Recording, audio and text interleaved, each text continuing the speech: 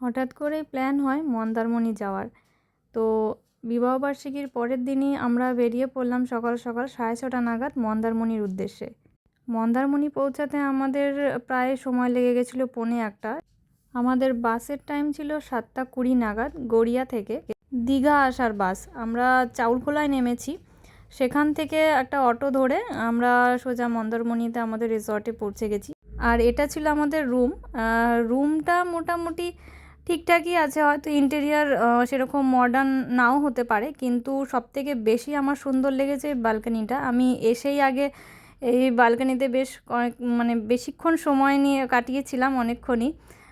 সামনে দিয়ে রোদ্দুর আসছিল, আর সব সময় এই রুমটা না খুব আলোকিত হয়ে থাকে, এমনই পজিশনে রুমটা রয়েছে। তো আর বেশিক্ষণ লেট না করে স্নান সেরে রুমেই খাবার অর্ডার করে নিজেদের লাঞ্চ করে নিয়েছিলাম। তারপরে লাঞ্চ করে আবার ব্যালকনিতে দাঁড়িয়ে আমি অনেকক্ষণ সময় কাটাচ্ছিলাম, কারণ সবথেকে বেশি আমার এই ব্যালকনিটাই লেগেছিল। তারপর আমরা রেস্ট নিয়ে সন্ধ্যের দিকে বেরিয়ে পড়েছিলাম বিচের উদ্দেশ্যে, কারণ দুপুরে পৌঁছে এসে খুব টায়ার্ড হয়ে পড়েছিলাম। বেশ অনেকক্ষণ সময় ধরে রেস্ট নিয়ে আমরা সন্ধ্যেবেলায় বিচের ধারে এসে একটু সময় কাটিয়েছিলাম। আর এখানে বেশ অনেকটাই জায়গা ছিল হেঁটে চলে বেড়াবার জন্য। তো অনেকক্ষণ হেঁটে তারপরে রাতে ডিনার সেরে আমরা আবার সেদিনকে হোটেলে ব্যাক করেছি। মন্দারমণির এই প্রথম দিনটা আমরা এভাবেই কাটালাম।